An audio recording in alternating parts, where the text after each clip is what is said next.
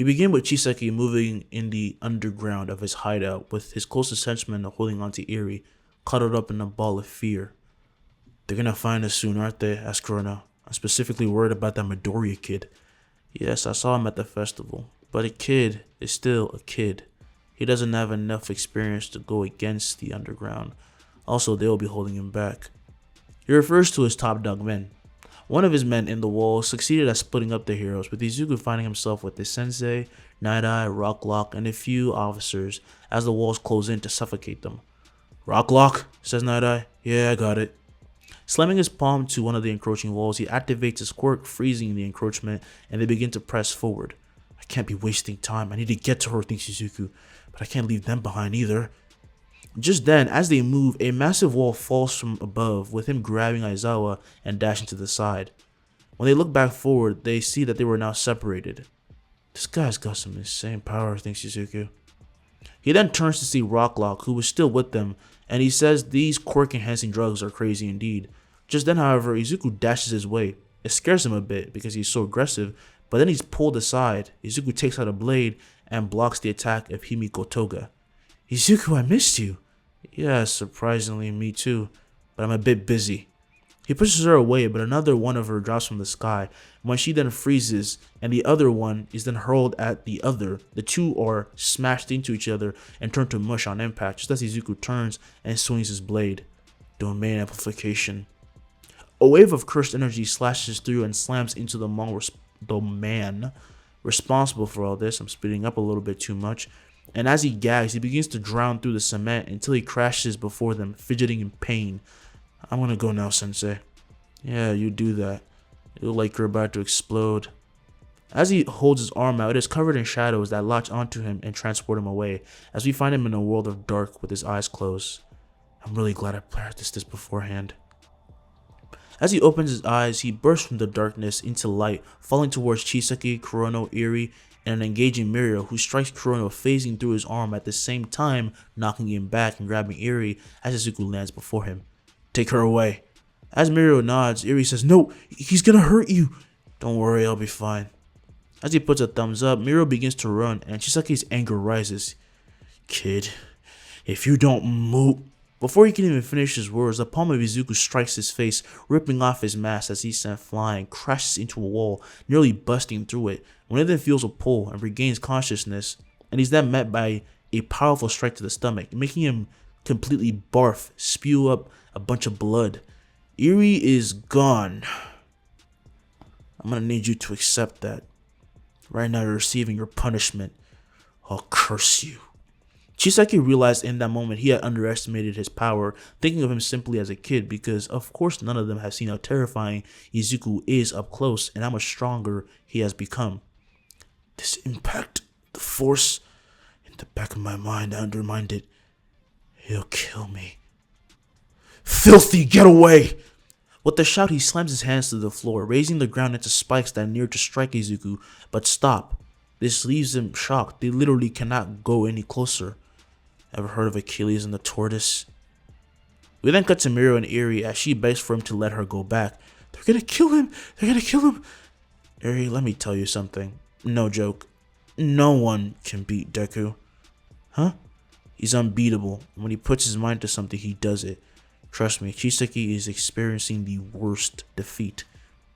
Cutting back to Izuku, we find him blowing away the spikes and leaping when more rise from the ground, but some form from the bottom, with him then warping and appearing behind Chisaki, who as he turns is struck with Izuku appearing before him and from behind, and he just keeps teleporting everywhere, and suddenly Rika lunges out, shredding apart his torso with her claws, and then bashes him to the floor by using her giant hand as a hammer.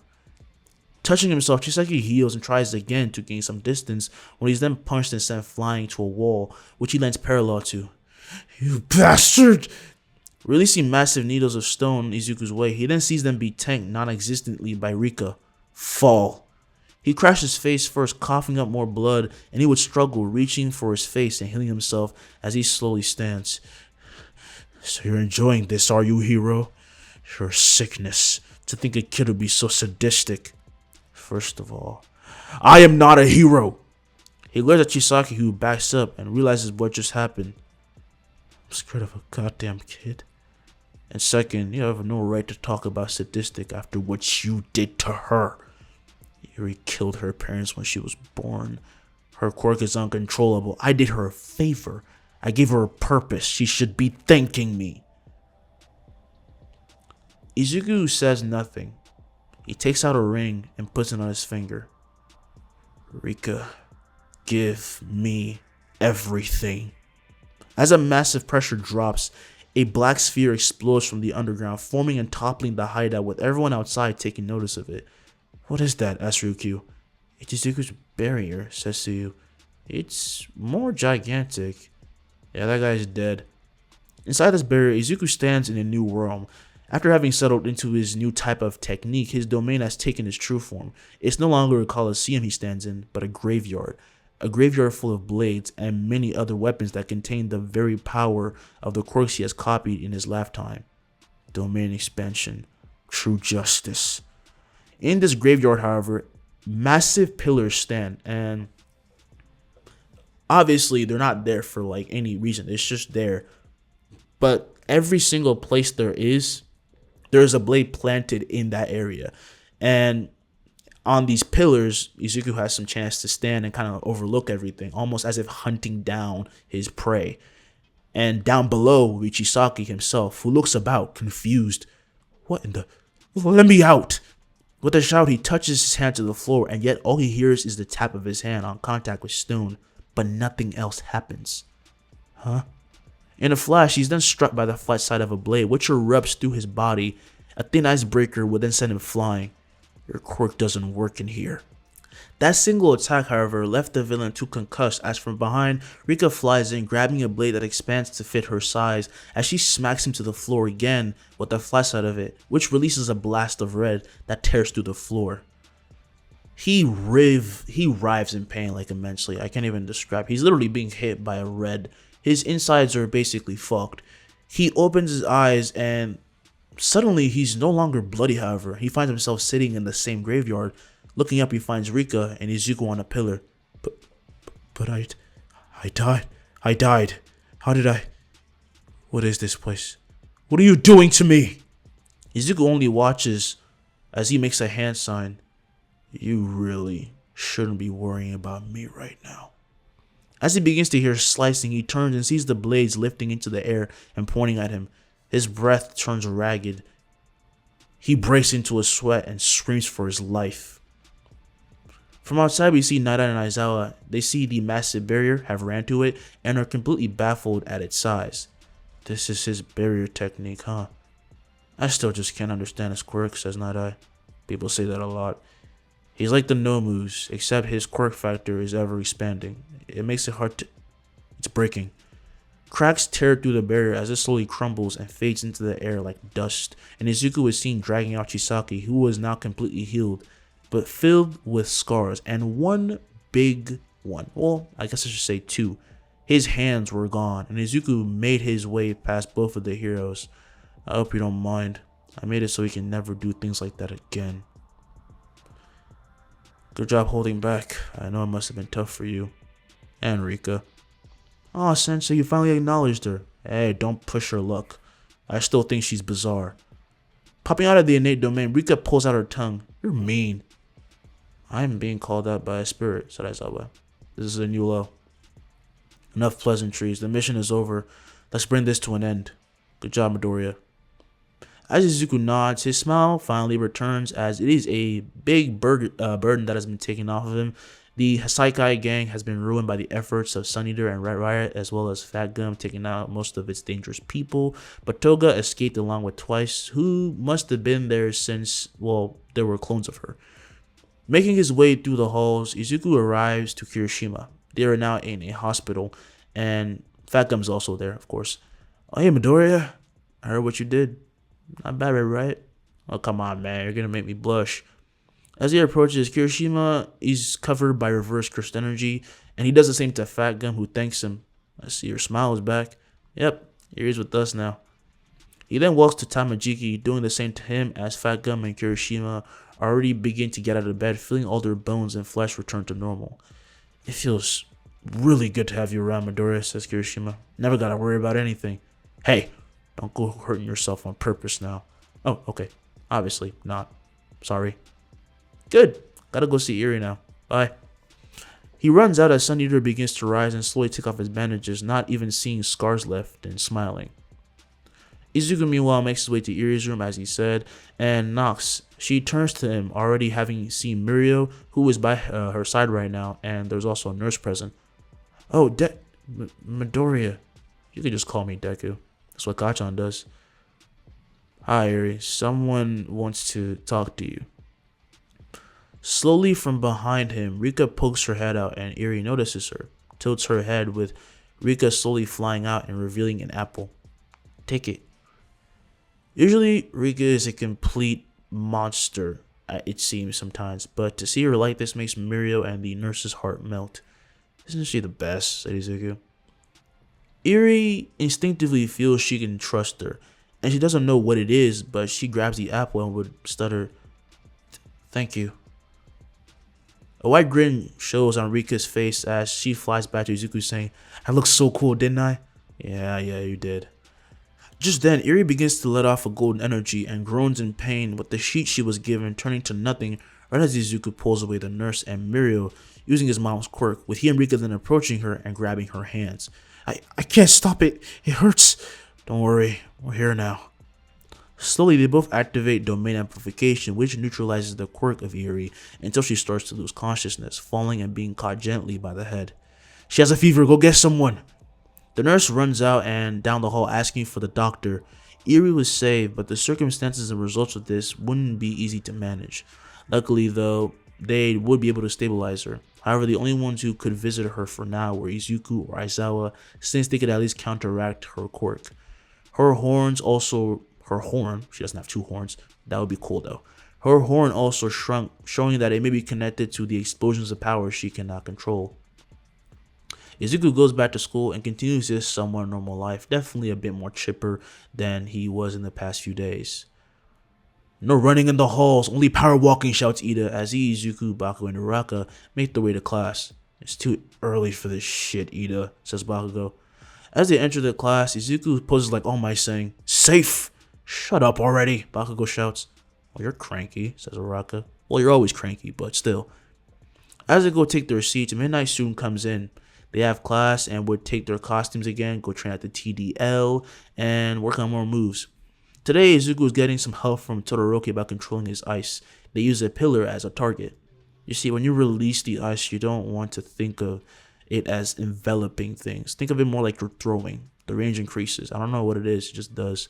So that's why you always move like that. I thought it was just because it looked cool. No, it was. Todoroki smiles, saying since he has frost breath, it's going to be different, but he could use his cursed energy to aim more. Go ahead, try. He then gives him some space, and Izuku releases cursed energy and reverses it, breathing in, and swings his head as he blows out not just frost, but a flurry of ice needles that stab into the pillar and then explode, penetrating it even further and destroying it from the inside as it slowly comes apart. Yes! Todoroki runs over, high-fiving him. That's a good step. Now let's create a massive wall. That's a bit high-strung, but sure. Oh, wait, let me in on the action. I propose a 3-match beatdown, says Bakugo. No, you guys are just going to be You are definitely going to be team tagging me again, said Izuku. Wait here. He then runs to Aoyama, much to their surprise, because the last person you would ever think anyone would approach is Aoyama, willingly, and he tells him something which makes him so happy he begins to quite literally twirl and shine brighter. It's comical, but it's literally happening in front of their eyes. The hell did he say? Asked Bakugo. I'm afraid to ask, replied Todoroki. Actually, all Izuku told Aoyama is that he found a way for him to use his quirk without getting so many freaking stomach aches. You will see these effects later on because it's going to take a while, but essentially for Izuku's quirk to work, it has to be etched into his brain more than anyone else, so he has to reverse techniques like I've been saying. He can use barrier techniques, come up with ideas to, basically enhance his quirks by giving them a downside and also just making them more broken. So he's applying the same concept to Aoyama, but he'll be using his own body like a barrier. He came up with the idea to use Aoyama's body more like a cursed tool almost that he can add a condition to, because saying barrier won't exactly make sense. He is using the idea of barrier techniques, but Aoyama's body is like a cursed tool that is infusing a technique into, except the technique isn't technique, but a binding vow. And in exchange for loss of power, Aoyama won't get stomach aches. But this will allow his powers to be way more free. Though he has lost power, he's increased in speed, and speed equals power anyway, so it makes up the difference. Are you sure that'll work? Asked Aoyama. I mean, we can try right now. It's worth the try, right? Deku, man, I'm so excited. How do we do this? Izuku holds his hand out, and Aoyama grabs it, asking what now, and Izuku releases his cursed energy, covering Aoyama with it, which it kind of fills him with an bizarre, eerie feeling. You're scary, Midoriya. No, I'm not. I'm gonna make a pact with your body, okay? As Aoyama nods, Izuku focuses and closes his eyes, and by this point, it catches everyone's attention. Take away force in exchange for control, and no hindrance. Heavenly Pact. Obviously, we know that binding vows exist, but we don't know how they're formed. Like, they're just formed. I don't know if people shake their hands or something, so I'm just winging it. Give me a break. But as he opens his eyes, Izuku lets go of Aoyama and he looks at himself. You think it worked? Oh, it definitely did. Fire 3 lasers and see. Aoyama faces a pillar, and with the pose, he fires 3 consecutive lasers. While they are more small, however, they tear through the rock with ease.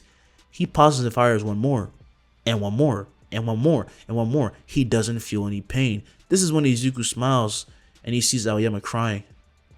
I told you to work. Doria. He hugs Izuku. He's super emotional, and at this point, everyone can't help but come ask what's going on.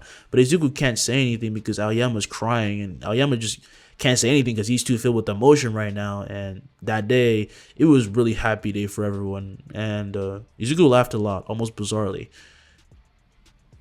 But yeah, I always wanted to give Aoyama a little power up. You know, I feel bad for my boy Aoyama. He always gets undermined. All right, festival time. Again? Shouting with a mixed enthusiasm and a foreboding feeling of despair, Class 1A have returned to class, and it was the next day. They were told that they were going to have another festival. What about visiting Erie, asked Suyu. I can multitask, but we'll talk about that later, says Aizawa.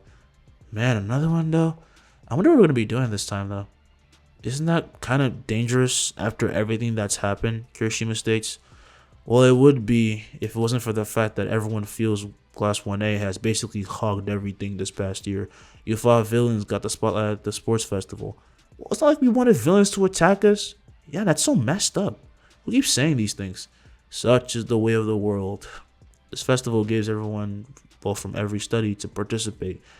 So it's much more than that, said Aizawa, though I do understand your feelings. When you put it like that, my bad, sensei, Kirishima says. Again, I understand. But that's why we also can't cancel. So you guys think of something while I sleep. As he lays on the ground, damn near automatically, Ida goes up with Momo. Alright, let's get started, the two shout. Our dynamic is so weird. Thanks, everyone. Wait, before you say anything, Maid Cafe. What? That's so cliche. An arm wrestling match. Exchanging many ideas, they find that they can't really land on one main thing, so they decide to think about it later. And after school ends, they all gather in the main area in casual clothes. You know, now that I'm thinking about it, Sensei mentioned that the build-up stress from the other students, well, is extremely important. So we can't just have something fun for us. We have to make something fun for them too. Ida, upon saying this, opens up his computer and starts to search out some ideas. And though very out of character, Todoroki is the one to suggest a concert, and everyone agrees on it because it's, well, something they could all do together, and they would have many split roles amongst the class. Mina can teach dancing, Kaminari could play bass, and as shy as she is, Jiro agrees to sing and make her talents very known, which is very beautiful. Bakugo can play the drums, says Izuku. Seriously? Why the hell do you ingrates sound so surprised, huh? It's not weird when it's you, and you're so you. Yeah, I need some proof. Cutting to moments later, Bakugo displays his skills, which shocks everyone as Izuku chuckles. His mom forced him to take classes. Hey, don't air out my secrets, damn it. Also, if we're gonna do this for real, we're not gonna half-ass shit. I'm gonna kill this thing. You've grown so much. I'm so proud. It's like being a dad, right? You know, it's not like I can't hear you, right? Oh, wait, no. Whatever, let's do this thing already. And so, in between a few classes, they work, organize things, and though in this timeline they're not as bitter, the speech made by Inko impacted many of UA as well and united them into remembering that they are not each other's enemies. And all things considering, being mad at a class for being attacked by villains is the most stupid thing because it's not like it's a good thing at all. It's never been a good thing. And for Izuku, it's worse because without him, people would have died and he would have lost friends. That's trauma. But this gives more time for Izuku to focus on also seeing Eri again because there's less drama. He goes with Muriel, and as they enter her room, it was a weekend, and they're free, she sees them enter and brightens up a bit. Eri, I brought some apples, said Muriel. He holds up a basket, and they take a seat before her. From outside, Aizawa, a doctor, and a nurse watch, hoping Eri's psychological chemistry would improve at least a little bit. Rika would then come out to meet Eri with a hug, babying her, treating her as if she were her own family. Don't mind her, she's just really excited, said Izuku. She's really been wanting to see you, Miro says. Why? We met once. Well, you and her are very alike, actually, said Izuku. She just wants to be here for you. I hope you don't mind. Eri shakes her head, looks at Rika. She really doesn't mind. Rika's just snuggling up against her, while Eri simply patted her on the head. It almost felt soothing just to be near the spirit. She didn't know why, but they're kind of kindred spirits in a way. And she just understood that Rika gave her something, a sense of calmness. This then leads to them getting Aizawa to let Eri come to the festival. Of course, when it gets a lot of backlash from classes, it's not just because they are getting, jealous from them being like in the spotlight though. It's just because they've been the center of everything. Forget the villains for a moment. They were the ones who basically got all the attention for the sports festival. And that's not something that like other classes are very suited in. Like the business class, how the hell are they going to shine in a fighting tournament? You know, like at least that they can be a little bit petty about that. But that's what makes 1A's motivation to get better and show something amazing even stronger. Eri also visits every once in a while. It's quite a lot of fun. Other classes also get very creative. And so life goes on. But all things have roadblocks. The very day of the festival's opening, we find Izuku running back from a store. I need to hurry. Eri's gonna be there. Would they care if I flew? In his rush, he almost bumps into two people coming out of a shop, and he says, "Oh, sorry about that, sir, ma'am." "No problem, young man." "It's him, thanks, Gentle. That famous 1A student. Just my luck." As he clears his throat, the man is about to leave with his soon-to-be beloved when Izuku makes a remark about the shop they came out of. "Oh, I guess the house is a cafe. I never noticed before." "Oh, no. Thanks, Labrava. Young man, do you perhaps have a taste for the golden tips? Only someone who's had it would come to such a conclusion." "No, you're forcing it, thinks Labrava. Let's go." She tugs on him, and Izuku says a friend of his served it to them. "But now that I think about it, your voice is very familiar, sir." This is when Gendo snaps out of this trance and begins to walk off, saying that he must be busy. "Sorry to be getting in your way. You seem extremely hurried. We'll let you go." A thud is then heard, however, with Izuku having dropped his belongings as he clenches his fist, creating a portal which takes them away as they drop right before Momo. I mean the stuff, like, the stuff that he has. And as she's setting up the instrument, she sees this. She says, "Oh, guys, Madara has sent the supplies." "Huh? Oh, right, he can create portals. Duh," said Mina. "But not that it's bad. But why didn't he come himself?" As she asked this, Izuku marches towards Gentle. "I saw your channel. I don't know what your reasonings are, but you're messing with something you're taking too lightly." "I'm sorry, but even criminals can dream, genius." "Labrava." With a look of nervousness, though she knows they will lose statistically, she chooses to believe in her love and Gentle's enthusiasm, turning on the cameras as the criminal takes off his cloak. "Look on, my viewers, to the wonders of my presentation. Stop taking this lightly." With these words, Izuku steps forward, enveloping himself in domain amplification and blitzing the criminal, smashing his face in and crashing into the floor aggressively, sending Labrava flying back. Obviously, the shockwave is crazy, until she crashes and quickly sits up. "Gentle!" Taking his fist from the man's face, Izuku says, "This isn't some joke.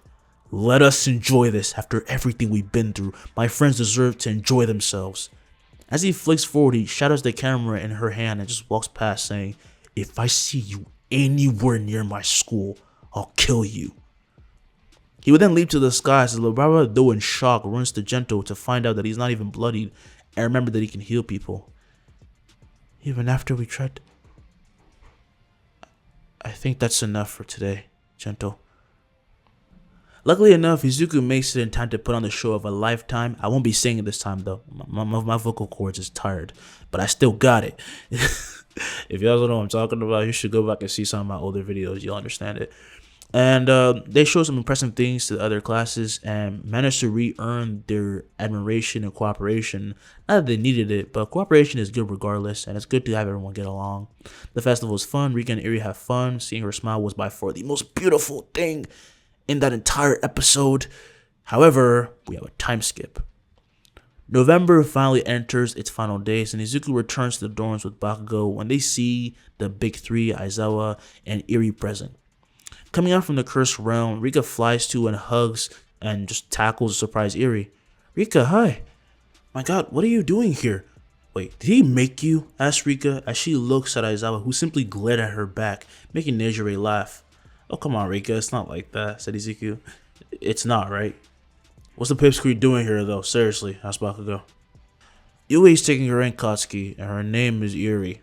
Get to know. I have 3 rules, kid. No crying, shouting, and no hiding stuff. That's how you get other people hurt. Got me? Eri nods as Mirio is surprised, never having taken him for the concerned type, which Bakugo notices, asking, Did you just diss me in your head? No, not technically. See? Not like him, said Bakugo. That's so mean, Lemillion, said Eri. What? No, I was just...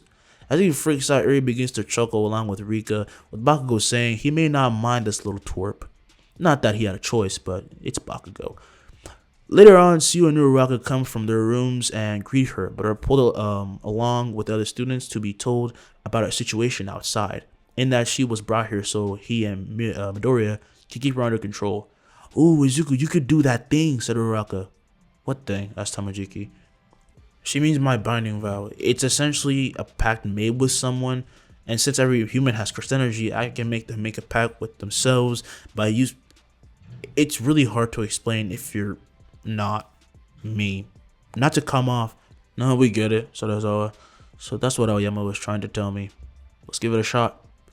And so they go back inside, and thus Izuku explains to Eri the process as he then holds her hand along with Rika. It's essentially closing your eyes and thinking good thoughts. And then I can finally control it? Yeah, says Rika. Isn't Izuku cool? She says she definitely wants to try it, and so Izuku nods, telling her to close her eyes. As she does so, Izuku flows his energy into her body, manifesting a shroud around her. In exchange for being able to control when and how to use your rewind, you will lose its massive charge of power. Do you accept the terms? As Eri nods, Izuku stops circulating this energy, leaving only a shroud around her, which then gets sucked into her as she opens her eyes, gasping. That was so weird. You feeling okay though? Asks you. Yeah. Can I practice with something? Taking out a pack of gum, Bakugo hands one gum to her, and she will close her hands around it, focusing as a small golden light emanates, and when she opens her hands back up, the pack is gone with only a piece of tree sap in her hand. Gooey, what is that? Tree sap, said Aizawa. It's used to make paper. Good job, Eri. It worked. This brings tears to her eyes as she gets very excited, saying that she wants to go practice much more to help everyone. After time passes, the 1A students are found enjoying some hot cocoa, as it is of course quite cold outside nowadays, and they're actually waiting for some guests. Everyone's in their own little groups talking and enjoying themselves, and Bakugo asks, who the hell would work with that guy? I told you he's lost it. It's a matter of perspective, says Todoroki. He is the fire hero. What do you think, Midoriya?